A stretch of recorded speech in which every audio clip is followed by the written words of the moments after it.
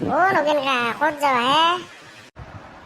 বাল রাহুলে মোর তিরিটো পালে নিলে গেলা, কি করা যায় এথেন? হা?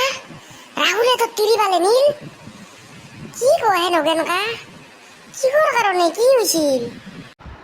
নাজনো বাল, 3 বছৰ ধৰে ঘৰত নাছিলো না, কি হল কি চক্কৰ চলল চুৱাৰৰ বাচ্চাই মোক তিৰিটো লৈ গেলে। চলি দুটাৰ কি হ'ব মোৰ পকৰ, কি কৰো মই এথেন? ও নগেন কা দেৰি নকৰো, বিচাৰি যাওঁছো অলপ, ক'ৰবাত পাওঁৱে নাকি, পালি লৈ আহিম চব। ও নগেন কা কেইখান পালৈছে, কেইদিন হ'ল? চলিটো কোৱা মতে পৰহি সন্ধ্যাৰ পৰাই বোলে নাই। কি কৰো এথেন ভাবি পোৱা নাই কি কৰো ভাইহাত, কি কৰো মই?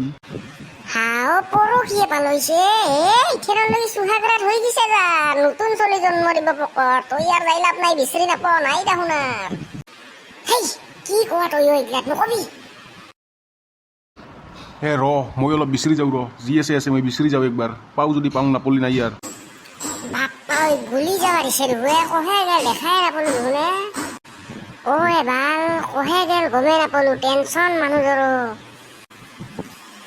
মনোজ, এটা কথা কিন্তু নগেন কাহাৰ বৌ কিন্তু চামকা মান আছিল একদম। একদিন খাবা নাপালো বেটিক, একদিন খাবা পালে ময়ো দিলোহেঁতেন।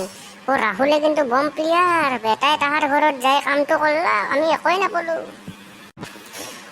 ভাল ময়ো ভাবছিলো তাইক একদিন যদি টিপ্পা পাৰিলো হৈ চালা পকত, তাইৰ ভোজখনত সোমাই দিলো হৈ ভাৰি মাক্সে ঠকৰ ঢকৰ কৰি জানা না, পুৰা দিলো হৈ।